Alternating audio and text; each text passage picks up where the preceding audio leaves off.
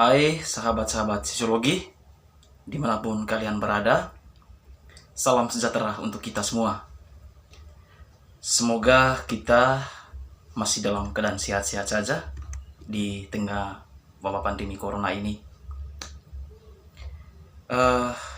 Di video kali ini teman-teman, saya akan mempresentasikan hasil makalah saya mengenai mengenai topik definisi korupsi menurut perspektif sosial, ekonomi, politik, dan budaya.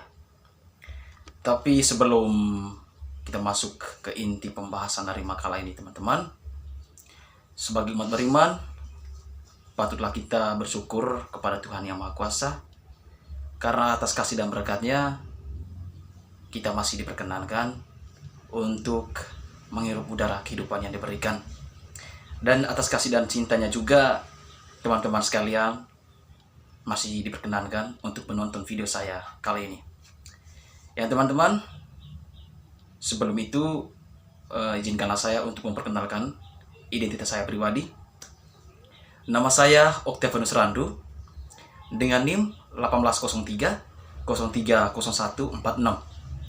Saya salah satu mahasiswa sosiologi semester 6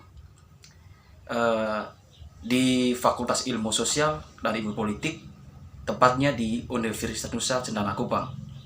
Di video kali ini teman-teman, saya akan mempresentasikan hasil makalah saya.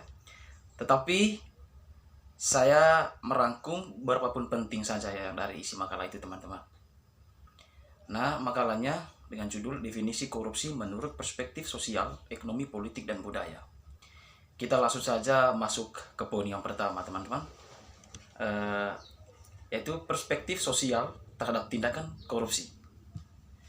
Nah, ini menyangkut pandangan masyarakat terhadap perilaku korupsi. Nah, tentu sebagai masyarakat itu memiliki pandangan negatif terhadap perilaku korupsi teman-teman. Kenapa? Karena tindakan korupsi ini merugikan masyarakat tentunya, dan juga merugikan negara, teman-teman. Tapi di sini saya rangkum beberapa penting dari makalah saya. Secara umum, pengetahuan masyarakat tentang korupsi yang berkembang saat ini bersumber dari jalur media massa, teman-teman, yaitu siaran pemberitaan di TV, siaran radio, dan pemberitaan di surat kabar. Itu kisarannya 67,4%. Sumber pengetahuan tentang korupsi dari komunikasi horizontal atau dari informasi dari mulut ke mulut, istilahnya teman-teman, yaitu dari saudara, dari keluarga, tetangga, dan teman-teman. Dan sumber dari media massa tersebut tercatat 77,6%. Dan seluruh responden dari penelitian ini, dari isi makalah ini teman-teman, menyatakan bahwa masyarakat itu mengerti akan korupsi ini teman-teman. Yang kedua yang saya rangkum di sini teman-teman, poin penting dari makalah yang saya buat ini, yaitu perspektif ekonomi terhadap korupsi.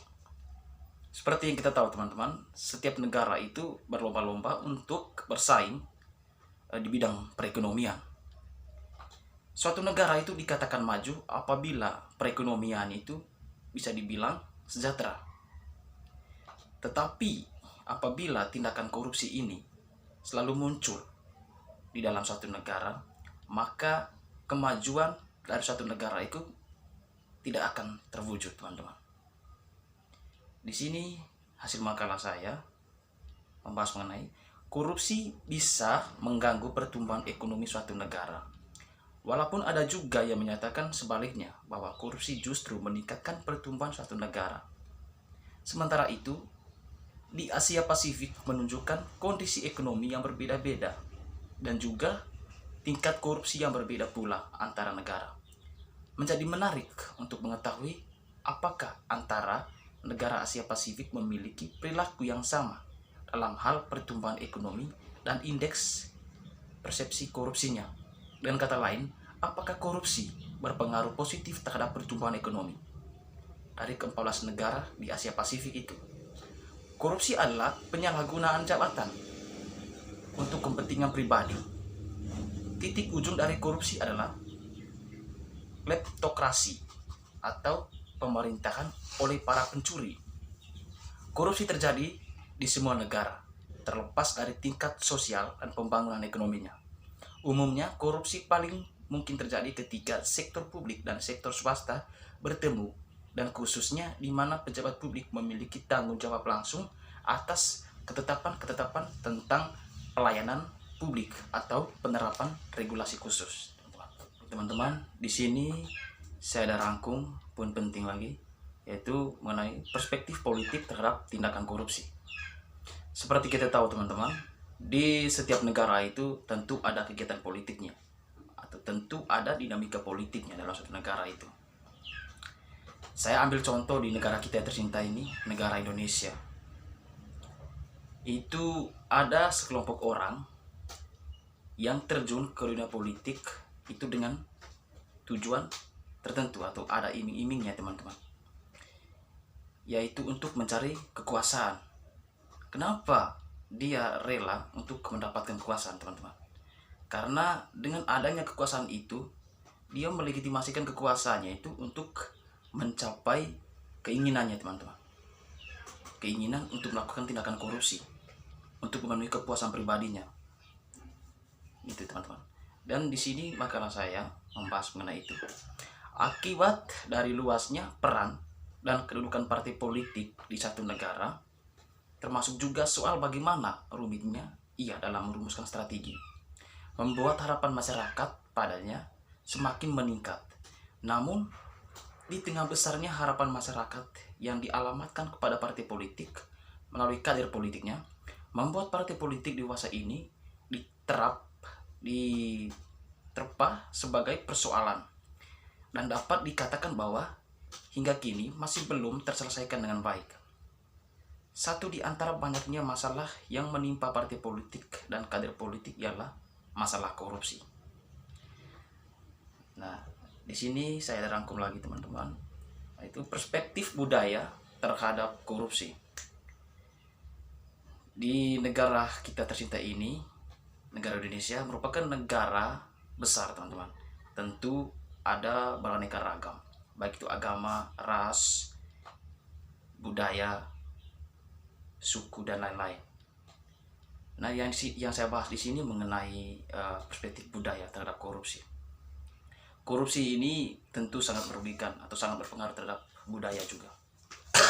Tapi makalah saya ini membahas mengenai kesadaran akan sikap anti korupsi dapat hadir apabila didukung dengan pola budaya masyarakat yang juga anti terhadap korupsi. Apabila budaya dari masyarakat itu memiliki budaya anti terhadap korupsi, maka korupsi itu akan tidak terjadi teman-teman. Kalau setiap masyarakat itu memeluk kebudayaan anti korupsi, begitu. Pentingnya bagi masyarakat dan penyelenggara negara mendapatkan edukasi yang baik mengenai istilah korupsi dan perilaku-perilaku yang merujuk pada tindakan korupsi, yang dikatakan di awal adalah sesuatu yang sulit didefinisikan. Baik, yang berikut mengenai sejarah singkat munculnya korupsi. Tindakan korupsi ini teman-teman muncul sudah lama. Di setiap negara tentunya tidak akan terlepas dari tindakan korupsi. Tapi di video kali ini saya akan membahas di negara Indonesia kita ini. Tindakan korupsi di negara kita ini ada sejak Orde Lama teman-teman. Dari Orde Lama, Orde Baru sampai era reformasi sekarang ini. Korupsi di Indonesia sudah membudidaya teman-teman. Sudah mengakar sejak dulu, sebelum ada sesudah kemerdekaan, di era Orde Lama, Orde Baru, berlanjut hingga era reformasi. Berbagai upaya telah dilakukan untuk memberantas korupsi, namun hasilnya masih jauh. Kita bertanya, kapan itu korupsi hilang dari negara Indonesia atau dari dalam satu negara? Korupsi itu tidak akan pernah hilang dari negara kita teman-teman, karena sikap individu-individu yang punya jabatan atau punya kekuasaan dalam satu negara, yang mana dia menggunakan kekuasaannya itu untuk memenuhi kepuasan pribadinya teman-teman. Itu. Baik teman-teman, Sekian video dari saya. Semoga video ini dapat bermanfaat bagi kita semua. Atas perhatian dari kita semua, saya ucapkan limpah terima kasih teman-teman. Salam.